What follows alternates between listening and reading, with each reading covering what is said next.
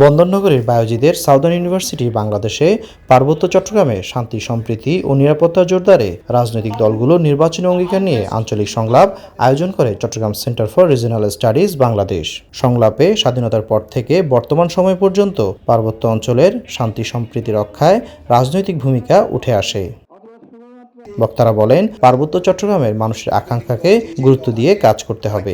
পাহাড়ে সম্প্রীতি গড়তে ও চাঁদাবাজি বন্ধ করে আইন শৃঙ্খলা সমুন্নত করতে পাহাড়ে কর্মসংস্থান সৃষ্টি করার কোনো বিকল্প নেই। পার্বত্য অঞ্চলে শান্তি বিনষ্টকারীদের চিহ্নিত করা প্রয়োজন বলে উল্লেখ করেন তারা। এখানে যদি আমরা ইপিজেড টাইপ কিছু করতে পারি, স্পেশালি দিয়ে, তাহলে দেখবেন যে লোক মানুষের চাকরি হবে।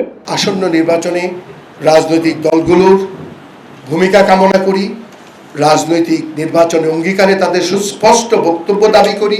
এ সময় পার্বত্য এলাকায় শান্তি সম্প্রীতি নিরাপত্তা কোনো বিচ্ছিন্ন আঞ্চলিক ঘটনা নয়, এটি বাংলাদেশের সার্বভৌমত্ব জাতীয় ঐক্যের সাথে জড়িত বলে গুরুত্ব আরোপ করেন সিসিএসআরবিডি চেয়ারম্যান লিয়াকত আলী চৌধুরী। পার্বত্য শান্তি চুক্তি একটি গুরুত্বপূর্ণ ভিত্তি হলেও তার পূর্ণাঙ্গ ও ন্যায়সঙ্গত বাস্তবায়ন এখনো অসম্পন্ন।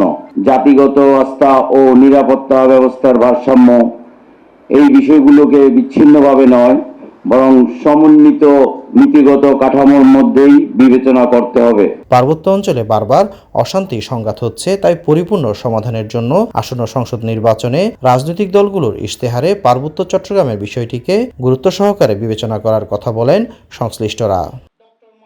নাইমুল ইসলাম, বৈশাখী সংবাদ, চট্টগ্রাম।